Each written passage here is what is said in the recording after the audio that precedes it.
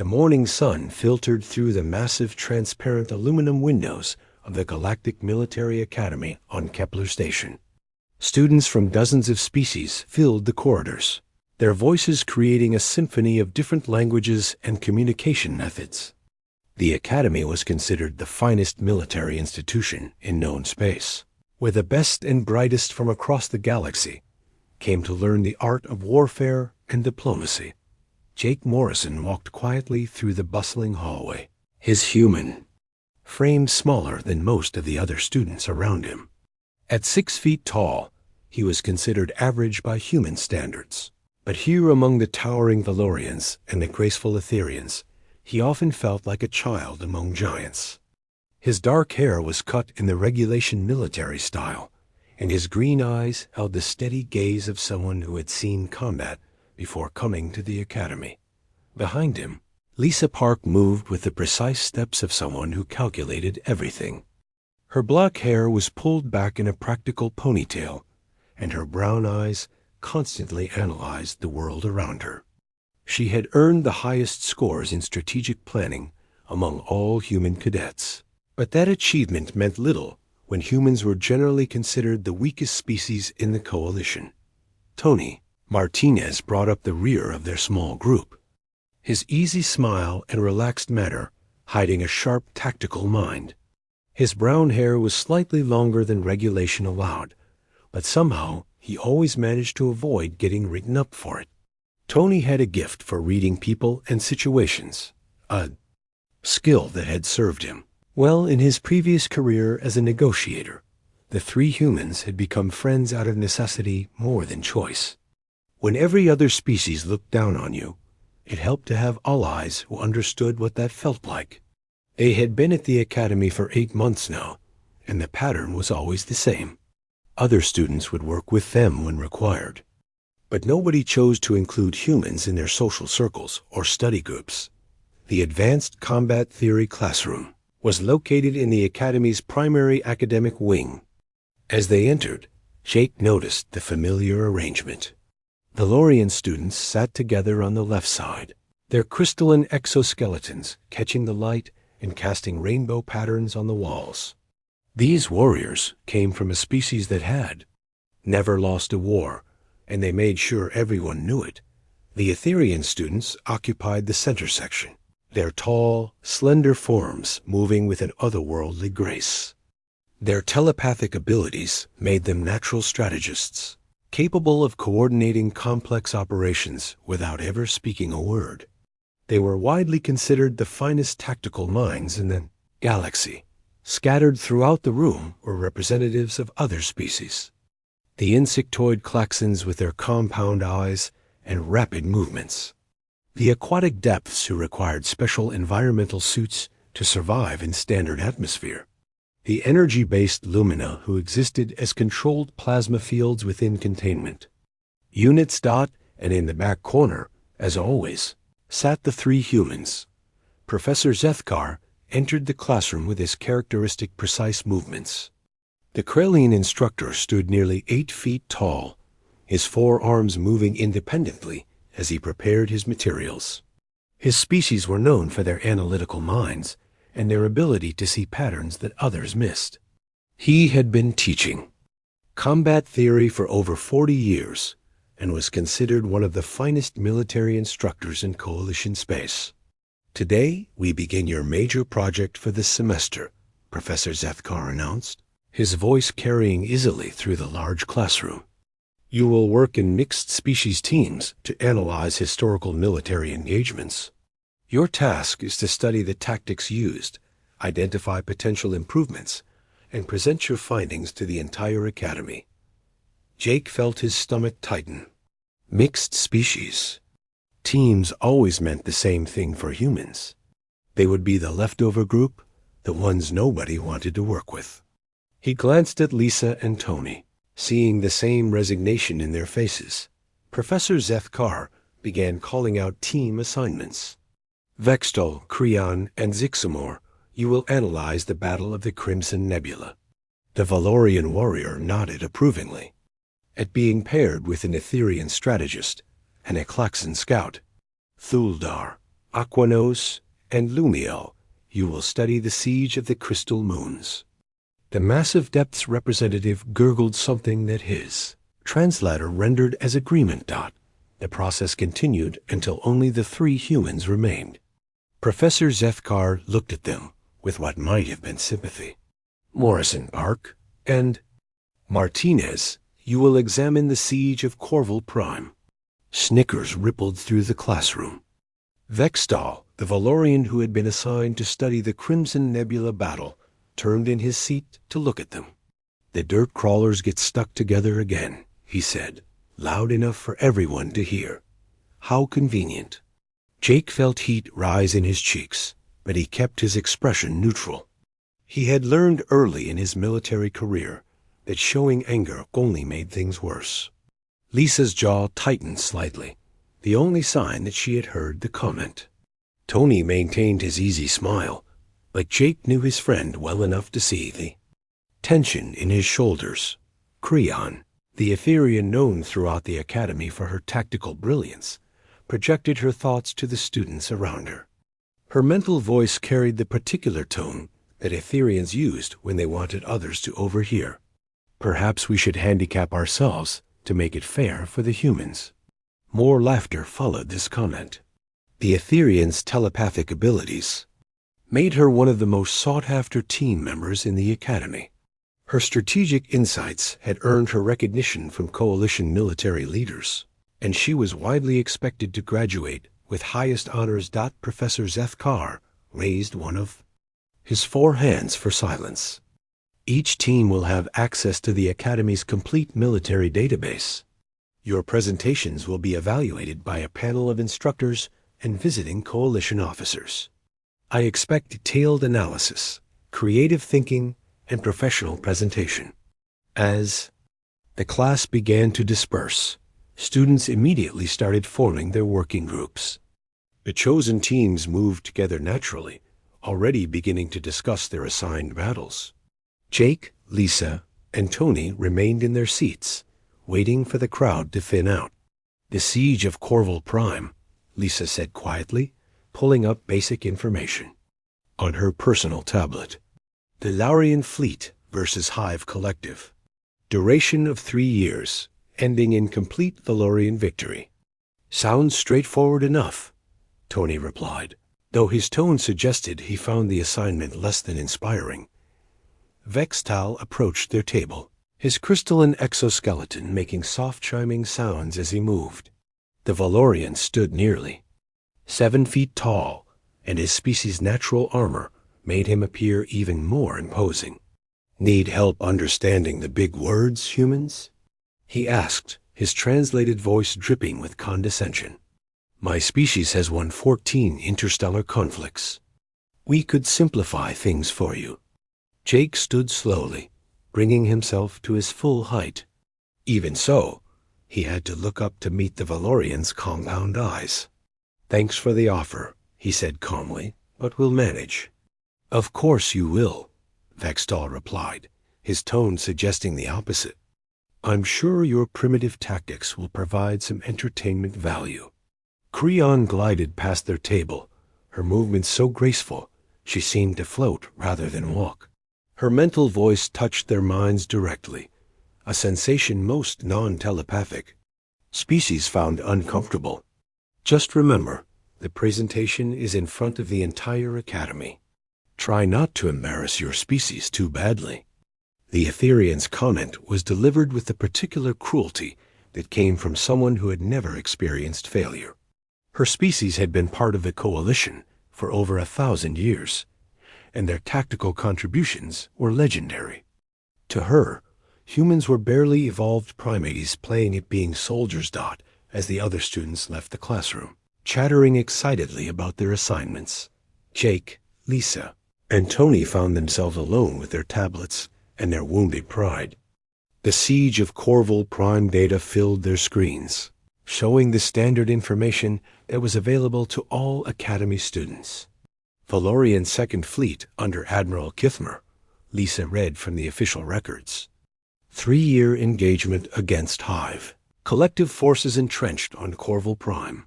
Final victory achieved through superior positioning and overwhelming force. Typical Valorian approach, Tony observed. Hit them hard until they break. Jake studied. The battle summary, his military experience telling him there was more to the story than the sanitized official version. 3 years is a long time for a siege, he said thoughtfully. The Hive Collective doesn't usually hold positions that long unless they have a very good reason. Maybe they were after the planet's resources, Lisa suggested. Corval Prime has significant mining potential. Or maybe, Tony said with a slight grin, there's more to this story than what they're telling us. The 3 humans gathered their materials and headed for the door. As they walked through the corridors of the academy, they passed groups of alien students already deep in animated discussions about their projects. The excitement in their voices was unmistakable. They had been given the chance to study great victories, to analyze the tactical genius of their own species. Jake, Lisa, and Tony had been given what everyone assumed would be a simple case study in Valorian military superiority. What none of them realized was that they were about to stumble onto one of the Coalition's most carefully guarded secrets. The Academy's digital library was a marvel of galactic technology, containing the military records and historical data of dozens of civilizations spanning thousands of years. Holographic displays filled the vast space, each one capable of projecting detailed battle simulations and tactical analyses. Students from various species occupied study areas throughout the library, their different forms of technology creating a low hum of activity. Jake, Lisa, and Tony had claimed a small study room on the library's 3rd level.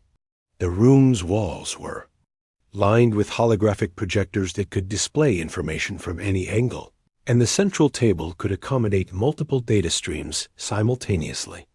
For the past 2 days, they had been immersed in everything the library contained about the siege of Corval Prime. Lisa sat with her back straight, her fingers moving rapidly across her tablet as she cross-referenced battle reports and fleet movements. Her analytical mind thrived on organizing complex information, and she had already created detailed charts showing the progression of the 3-year conflict. The data painted a picture of a typical Valorian military campaign, methodical and overwhelming. Standard Valorian hammer and anvil tactics, she muttered, highlighting specific fleet movements on the holographic display. The red dots representing Valorian ships moved in perfect formation around the blue sphere of Corval Prime. Textbook execution, minimal casualties on their side, decisive victory. Tony leaned back in his chair, studying the same information from a different perspective. His experience as a negotiator had taught him to look for what people weren't saying, and military records often contain similar gaps. It's almost too perfect, he said, gesturing at the neat tactical diagrams. No setbacks, no unexpected complications, no creative adaptation to changing circumstances. They just overwhelmed the enemy with superior numbers and technology. Boring, Jake added, though his attention seemed focused on something else entirely. His military background had given him access to certain databases that civilian students couldn't reach, and he was quietly cross-referencing the official Corval Prime records with broader Coalition military data. The standard story was simple enough. The Hive Collective, a species of insectoid creatures with a distributed intelligence, had established a major presence on Corval Prime. The planet's rich mineral deposits made it valuable to the Coalition, but the Hive had proven impossible to dislodge through conventional means. 3 years of siege warfare had followed, with Coalition forces unable to break the Hive's defensive positions. Then the Valorian Second Fleet had arrived under the command of Admiral Kithmer. Within 6 days, the siege was broken, and the Hive Collective had retreated completely from the system. The victory was hailed as a masterpiece of tactical planning and overwhelming force application. Jake looked up from his tablet, his expression troubled. There's something wrong with the timeline, he said quietly. Lisa and Tony turned their attention to him. In the days since they had begun working together, they had learned to pay attention when Jake's military instincts picked up on something unusual. "What do you mean?" Lisa asked, pulling up the chronological data on her own display. Jake manipulated the holographic interface, highlighting specific dates and events. "Look at this carefully. The Valorians claim they broke the siege in 6 days with this brilliant tactical maneuver. Their ships arrive on day 1. They establish their positions on day 2. And by day 6, the Hive Collective is in full retreat." "That seems reasonable for a superior force," Tony observed, though he was studying the data more carefully now. "Here's the problem," Jake continued, zooming in on the specific timeline of the Hive retreat. "The Hive Collective doesn't retreat. Ever. It's biologically impossible for them to abandon a position they've held for 3 years. Their entire social structure is built around the concept of absolute defense of territory." Lisa's fingers flew across her interface, calling up everything the library contained about Hive Collective behavior and biology. The information confirmed what Jake was saying. The Hive species had never been recorded retreating from a defensive position in over 2 centuries of contact with coalition species. "They fight until the last drone falls," she read from a xenobiology report. "Individual self-preservation is subordinated to collective defense. Retreat is not a behavioral option." Tony sat up straighter, his negotiator's mind beginning to see the implications. So if the Hive doesn't retreat, and they had been successfully defending Corval Prime for 3 years, what made them suddenly abandon the planet? Jake highlighted the specific time frame of the Hive withdrawal.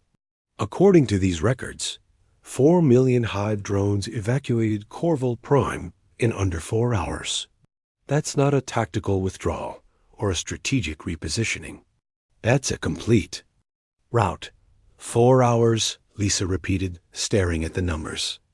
They held the planet for 3 years against constant coalition attacks and abandoned everything in 4 hours.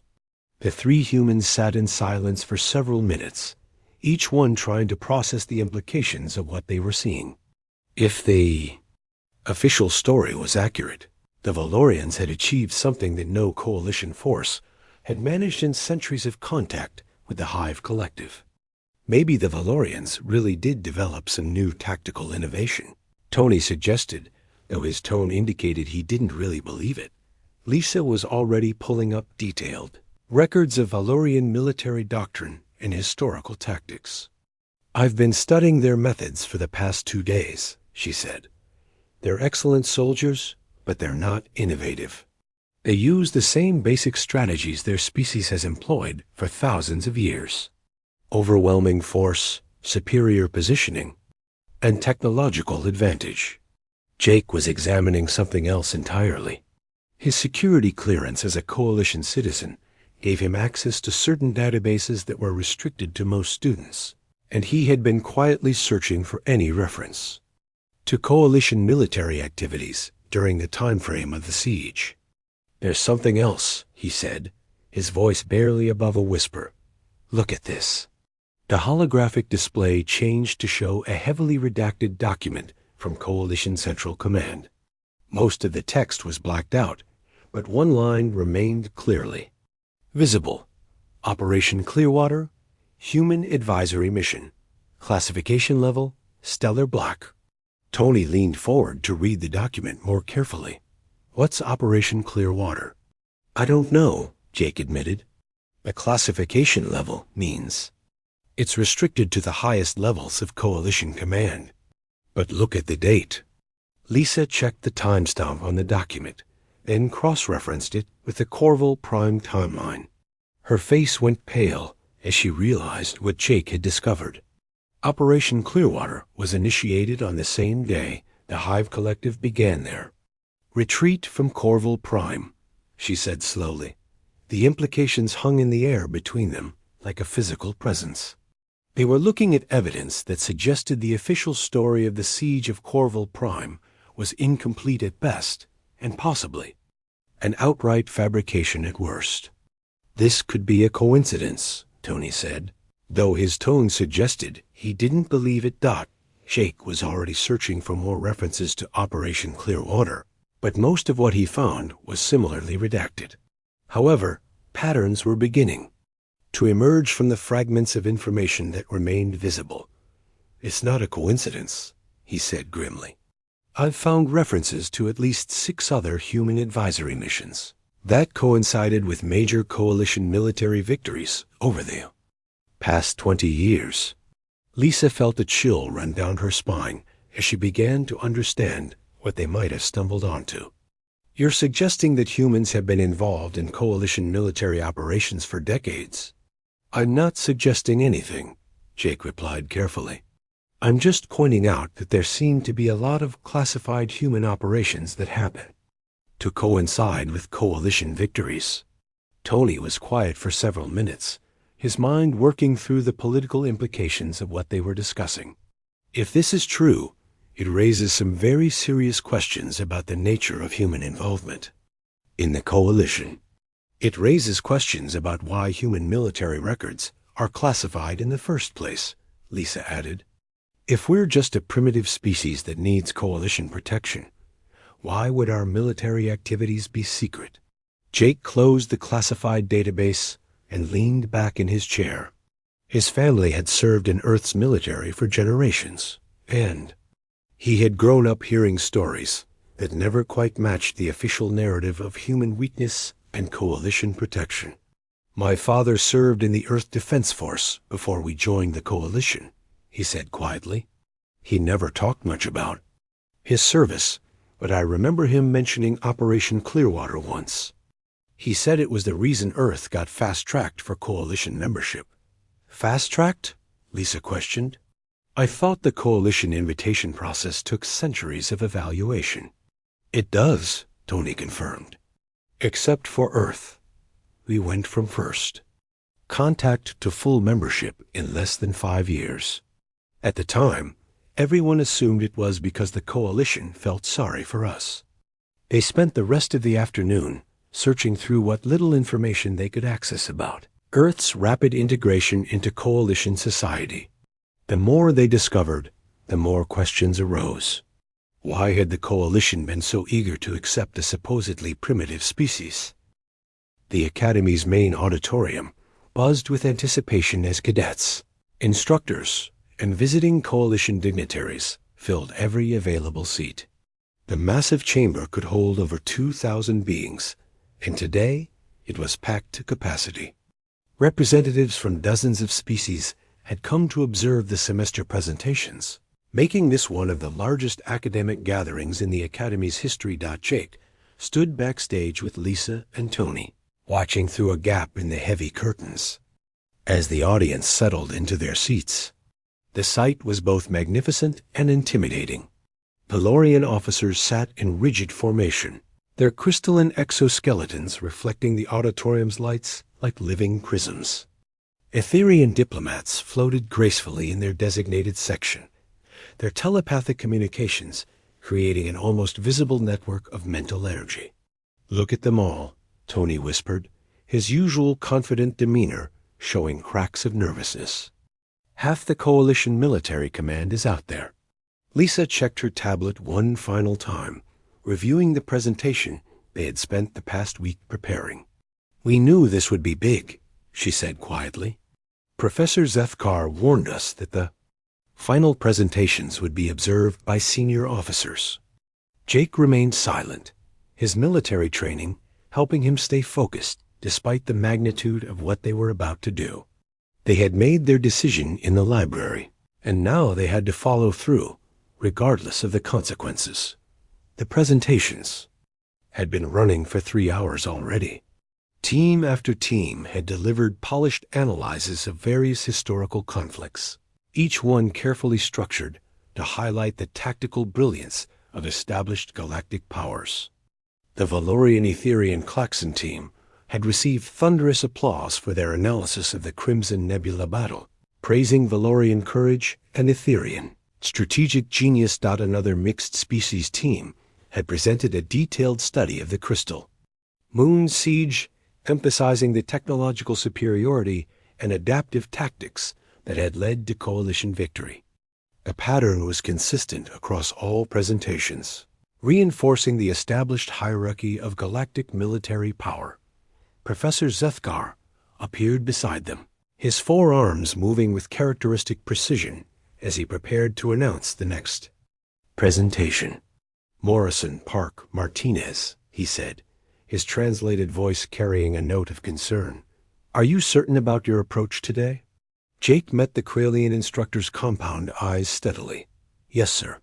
We believe our analysis raises important questions that deserve consideration." The professor studied them for a moment longer, then nodded. "Very well. Remember that academic inquiry requires both courage and responsibility. The Academy values bold thinking, but also expects rigorous evidence." As Professor Zethkar walked onto the stage to introduce them, Jake felt his heart rate increase slightly. Through the curtain gap, he could see Vic Stale and several other Valorian cadets in the front section, their expressions showing barely concealed amusement. They were expecting another routine presentation that would reinforce their species' military supremacy. Creon sat with a group of Etherian students, her mental communications creating subtle ripples in the telepathic field that surrounded their section. Jake couldn't read her thoughts, but her body language suggested she was anticipating an entertaining display of human incompetence. "Ladies, gentlemen, and beings of all classifications," Professor Zethkar announced, his voice carrying clearly through the auditorium's advanced acoustics. "Our final presentation today examines the siege of Corval Prime. Please welcome Cadets Morrison, Park, and Martinez." The three humans walked onto the stage amid a mixture of polite applause and whispered comments. Jake noticed several alien students exchanging what were clearly jokes at their expense, while others simply looked bored at the prospect of listening to humans discuss military tactics. The presentation screen activated behind them, showing the familiar image of Valorian ships in perfect formation around the blue-green sphere of Corval Prime.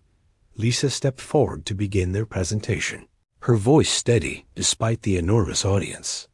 "The siege of Corval Prime has been taught throughout the Coalition as a masterclass in tactical superiority and decisive military action," she began, her words carrying clearly through the auditorium. "Today, we would like to offer a different perspective on this historical engagement." The first few slides followed conventional academic format, showing fleet compositions, initial strategic positions, and stated military objectives. The audience seemed to relax slightly, expecting another standard analysis that would praise Valorian tactical genius and overwhelming force application. Jake stepped forward as the presentation moved into its second phase. According to official Coalition records, the Valorian Second Fleet achieved complete victory through superior positioning and the full application of overwhelming technological force. However, when we examine the specific timeline of events more carefully, we discover some interesting discrepancies that deserve closer examination. The presentation shifted to display detailed chronological data, showing communication logs, fleet movements, and most importantly, the precise timing of the Hive Collective's retreat from Corval Prime. Murmurs began to ripple through the audience. As the implications of the timeline became clear, Tony moved to the center of the stage, his natural ability to read an audience helping him gauge their reaction. The Hive Collective had maintained defensive positions on Corval Prime for 3 years and 2 months, he said, highlighting specific data points on the display. During this period, they successfully repelled 17 major Coalition assaults and maintained control of the planet's primary mining facilities. Coalition xenobiology reports confirmed that the Hive Collective possesses no biological mechanism for strategic retreat. Lisa continued, calling up scientific data that filled the screen. Individual self-preservation is completely subordinated to collective defense imperatives. In over 2 centuries of contact with Coalition species, the Hive has never been recorded abandoning a defensive position. The murmurs in the audience grew louder as beings throughout the auditorium began to grasp the implications of what the humans were presenting. Professor Zethkar leaned forward in his seat. His forearms crossed in concentration. Jake took control of the presentation as it moved into its most controversial phase. Yet on the fourth day of the Valorian assault, something unprecedented occurred in the recorded history of Hive collective behavior. He said, his military bearing giving weight to his words. 4 million Hive drones evacuated Corval Prime in less than 4 hours. The audience erupted in surprised chatter as the significance of this statement sank in. Vextal stood up in his seat, his crystalline exoskeleton chiming as he moved. "That's impossible," he called out, his translated voice carrying clearly through the auditorium. "The Hive doesn't flee from anything. Everyone knows that." Jake nodded acknowledgement of the Valorian statement. "You are absolutely correct. Cadet Vextal, the Hive collective does not flee from conventional military threats." This raises an obvious question about what could have caused 4 million drones to abandon a 3-year defensive position in a matter of hours. Lisa stepped forward to display the next slide, which showed a heavily redacted document with a single, clearly visible line. "During our research, we discovered reference to a classified coalition operation that was initiated on the same day the Hive retreat began." The holographic display now showed the mysterious document in full detail. Operation Clearwater, human. Advisory mission, classification level, stellar black. The auditorium fell into stunned silence as the implications of the document became clear. A human operation, classified at the highest levels of coalition security, had been conducted during the exact time frame of the Hive Collective's unprecedented retreat. Creon's mental voice cut through the silence like a blade, her telepathic communication reaching every mind in the auditorium. "This is preposterous," her thoughts declared with cutting precision. "You're suggesting that your primitive species influenced a major military engagement that occurred before Earth even joined the coalition." Tony remained calm as the mental assault washed over him, his negotiation experience helping him maintain composure under pressure. "We're not suggesting anything specific," he replied aloud, ensuring his words reached the entire audience. "We're simply presenting documented evidence and asking questions that apparently no one else has thought to investigate." The auditorium erupted into chaos as representatives from different species began arguing among themselves. Valorian officers stood and demanded proof of such extraordinary claims. Etherian diplomats projected thoughts of outrage at the suggestion that their tactical analyses had been incomplete. Professor Zethkar's voice boomed across the auditorium, cutting through the noise. "Cadet Morrison, these are extremely serious accusations you're making. Do you have any concrete evidence beyond coincidental timing and classified document references?"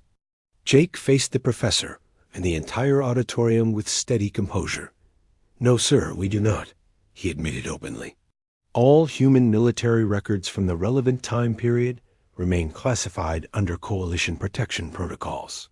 We can only present the evidence we've discovered and suggest that perhaps the official narrative of the siege of Corval Prime deserves more thorough investigation."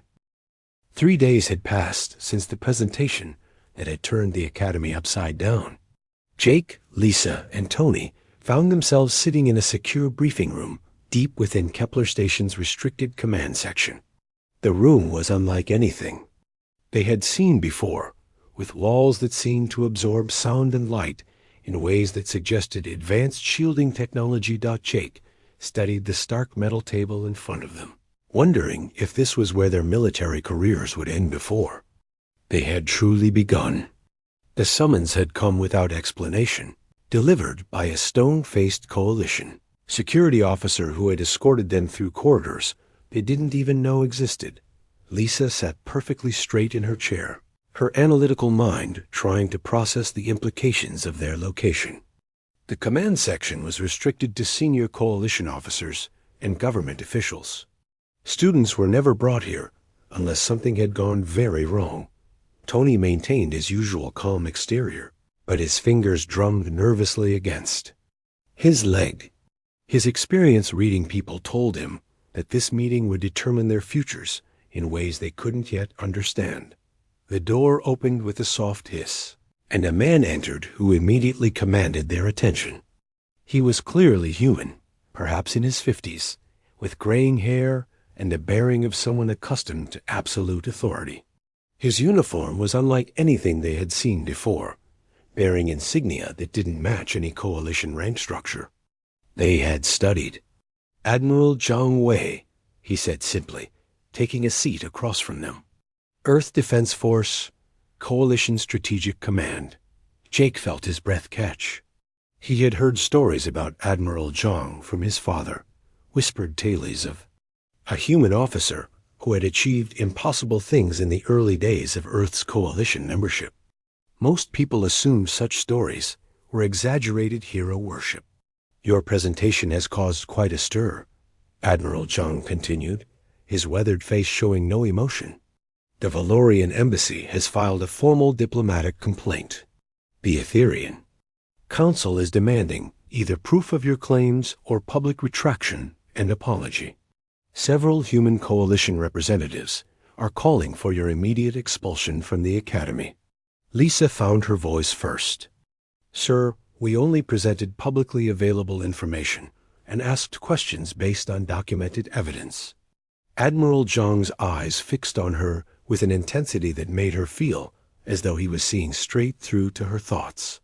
"I know exactly what you presented, Cadet Park. The question is whether you understand what you have stumbled onto." Tony shifted uncomfortably in his chair. "Sir, we were simply trying to conduct a thorough analysis of our assigned historical engagement." "I'm sure you were," the Admiral replied, though his tone suggested layers of meaning beneath the simple words. "The question now is what to do about the consequences of your thoroughness." Jake had remained silent, studying the Admiral's face, and trying to reconcile the man in front of them with the legends he had heard. "Sir," he said finally, "are we in trouble for asking questions that no one wanted answered?" Admiral Zhang studied the three young humans for a long moment, clearly weighing a decision that would have far-reaching implications. The silence stretched until it became almost unbearable. "Computer," he said suddenly, "initiate Omega level. Security protocols. Authorization Zhang 77 Alpha." The room's walls shimmered as advanced energy fields activated, creating a barrier that would prevent any form of surveillance or communication with the outside world. The three cadets felt their ears pop as the atmospheric pressure adjusted to accommodate the new security measures. "What I am about to show you is classified at the highest levels of human command structure," Admiral Zhang said, his voice taking on the gravity of someone sharing state secrets. "This information has never been shared with coalition species, and there are very good reasons for that level of secrecy." Lisa felt her heart rate increase as she realized they were about to learn something that could change everything they thought they knew about human involvement in galactic affairs. "The question you must answer now," the Admiral continued, "is whether you are prepared for the truth about humanity's real role in coalition military operations." Jake looked at Lisa and Tony, seeing his own determination reflected in their faces. Whatever they were about to learn, they had already committed themselves to seeking the truth about the siege of Corval Prime. "Yes, sir," Jake answered for all three of them. Admiral Zhang activated a holographic display that filled the room with tactical data, fleet positions, communication logs, and most importantly, combat footage from human vessels that the three cadets had never known existed. "Operation Clearwater," he began, his voice taking on the tone of someone delivering a briefing to senior officers, "was not a humanitarian mission. It was not an advisory role. It was a single human destroyer, the USS Phoenix, responding to a coalition distress call from the Corval Prime system. The holographic display showed a sleek vessel that was clearly of human design, but unlike any ship they had studied in their Coalition naval architecture classes. The Phoenix was smaller, and most Coalition vessels, but seemed to radiate a sense of deadly efficiency. The Valorian Second Fleet had been stalemated for 3 years. Admiral Zhang continued, manipulating the display to show the tactical situation as it existed before human intervention. The Hive Collective had established defensive positions that were considered impregnable by Coalition strategic analysis. Standard projections estimated another decade of siege warfare would be required, with casualties projected in the millions. Tony leaned forward, studying the fleet positions and defensive arrangements. "Sir, how could one human destroyer succeed where an entire Valorian fleet had failed?" "That," Admiral Zhang said with something that might have been a smile, "is exactly the right question to ask." The display shifted to show gun camera footage from the USS Phoenix, and the 3 cadets fell silent as they witnessed something that challenged every assumption they had made about human military capabilities. Captain Ryan Murphy's voice came through clearly on the recording, calm and professional, despite the magnitude of what was about to unfold. "Phoenix to Valorian Command. We are reading massive hive concentrations on the planetary surface. Recommend you withdraw your ships to minimum safe distance." The translated Valorian response carried obvious disbelief. "Human vessel, you are 1 ship against 4 million enemy combatants. We suggest you withdraw while escape remains possible." Captain Murphy's reply was delivered with casual confidence. "Negative, Valorian Command. We have the situation under control." Jake watched in amazement as the Phoenix descended toward Corval. Crime's atmosphere, weaving between hive defensive positions with precision that seemed impossible for a vessel of its size. The ship moved like a living thing, anticipating threats and adjusting course before enemy weapons could acquire target locks. "How are they doing that?" Lisa whispered, watching the Phoenix execute maneuvers that should have been impossible according to everything she had learned about space combat dynamics. "Human neural interface technology," Admiral Zhang explained, pausing the footage. "Every human warship has crew members who can link directly with the ship's tactical systems. We can process battlefield information and execute responses at speeds that most species consider impossible." The footage resumed, showing the Phoenix's weapon systems engaging targets on the planet's surface. But these weren't the crude kinetic weapons or energy beams that characterized most Coalition military technology.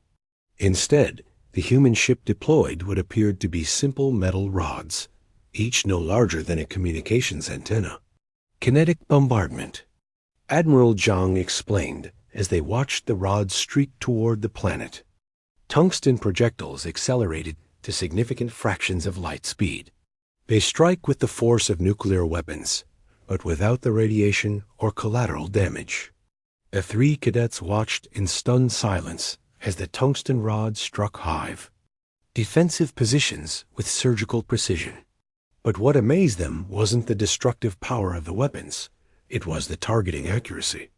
Each rod hit exactly where it needed to, eliminating specific strategic targets while leaving surrounding areas completely untouched.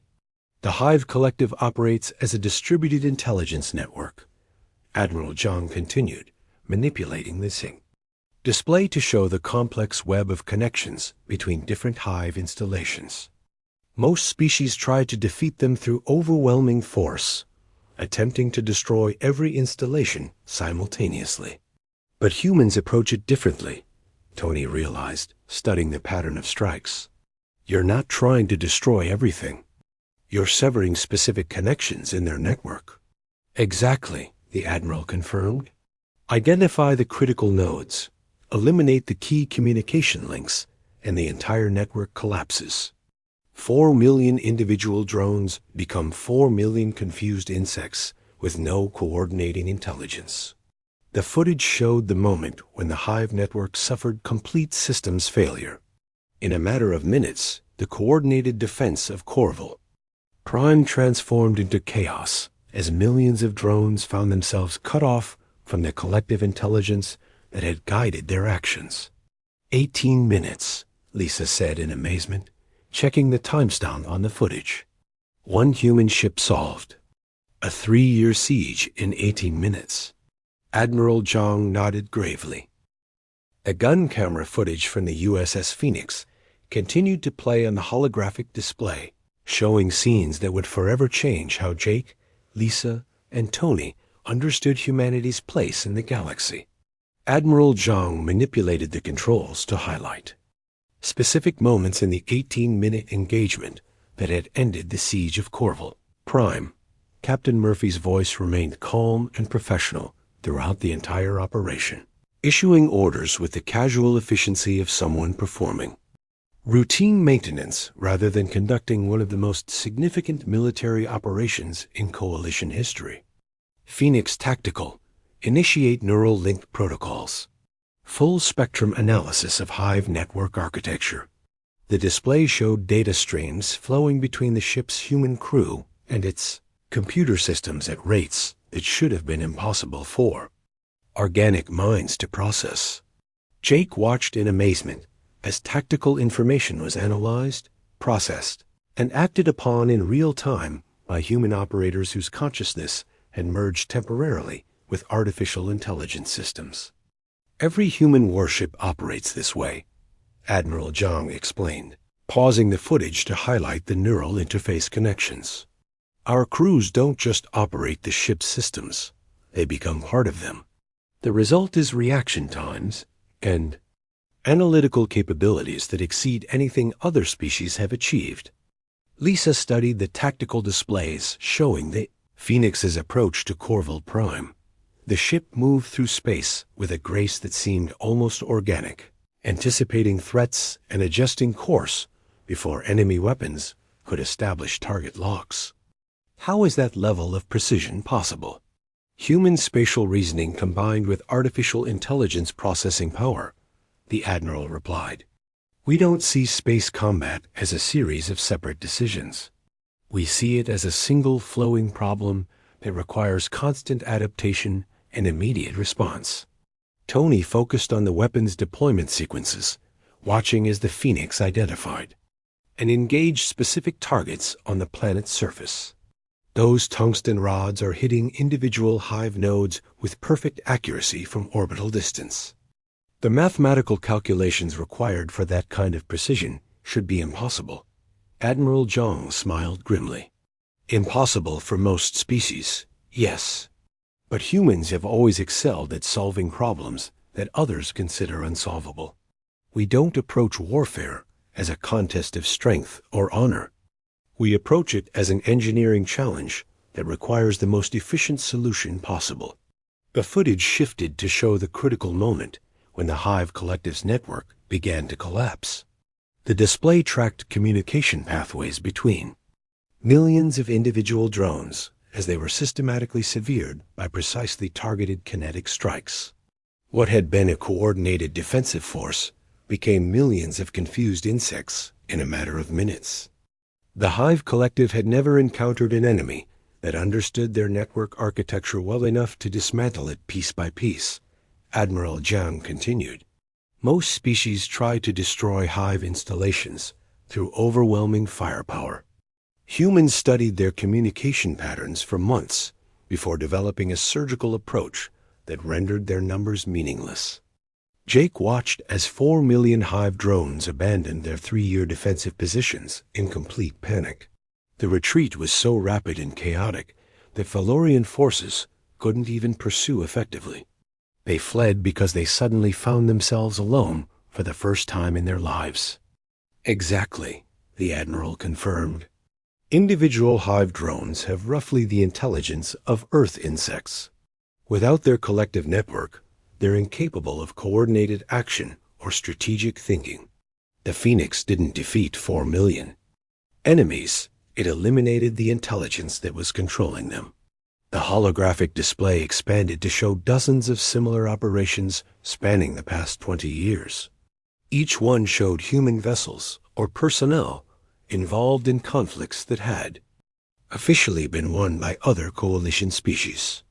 The pattern was consistent across every engagement. Human efficiency solving problems that had stymied conventional military thinking. The Battle of the Crimson Nebula, Admiral Zhang said, calling up another classified recording. Official records. Credit Valorian tactical genius with victory over a Klaxon pirate fleet.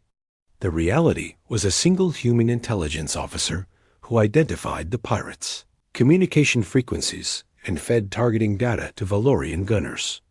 Lisa felt her understanding of galactic politics shifting fundamentally as she processed the implications of what they were seeing. How many coalition victories have actually been human achievements? All of them, Admiral Zhang replied without hesitation.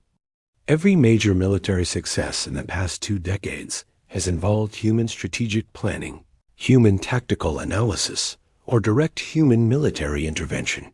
The coalition species provide the manpower and resources, but humans provide the solutions.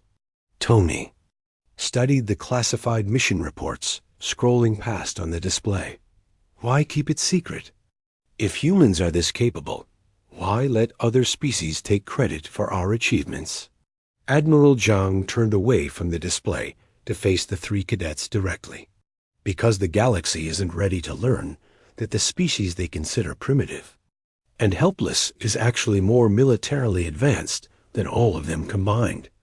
The coalition was built on the assumption that different species contribute different strengths to a unified defense force. But if humans can solve every military problem, Jake realized, then what do the other species actually contribute? Resources, manpower, and political stability, the Admiral answered. The coalition works because everyone believes they're essential to its success.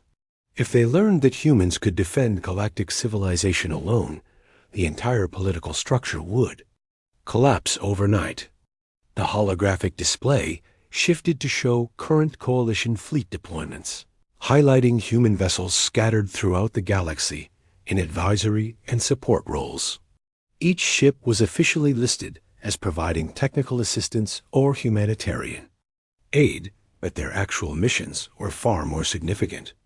A USS Montana is currently stationed in the Outer Rim territories, Admiral Zhang said, highlighting one particular vessel. Official records show they're conducting mineral surveys for the Coalition Science Directorate.